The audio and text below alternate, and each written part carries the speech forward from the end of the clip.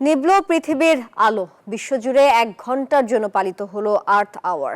জলবায়ু পরিবর্তন এবং প্রকৃতি রক্ষায় সচেতনতা তৈরির প্রয়াসে প্রতি বছর বিশ্বজুড়ে পালিত হয় এই কর্মসূচি। একটি দিন 1 ঘন্টার জন্য আলো নিভিয়ে বিদ্যুৎ সাশ্রয়ের অঙ্গীকার করে গোটা বিশ্ব।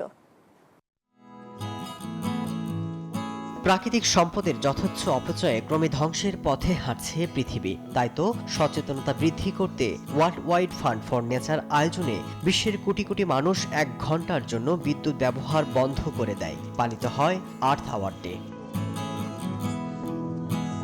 শনিবার প্রতীকীভাবে ঐতিহাসিক অ্যাথেন্সের অ্যাক্রোপলিসের বাতি নিভানো হয়। বিশ্ববাসীকে অন্ধকারে রেখে বুঝিয়ে দেওয়া হয় প্রাকৃতিক সম্পদের অনিষ্ট করলে আমাদের আগামীও অন্ধকারে ডুবে থাকবে।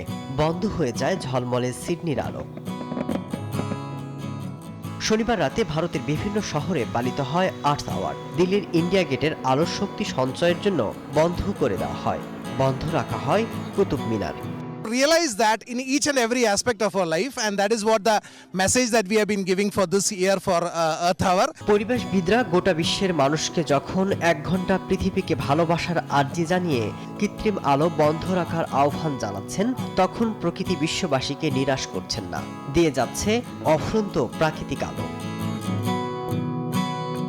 মাসুদ রানা, নিউজ 24।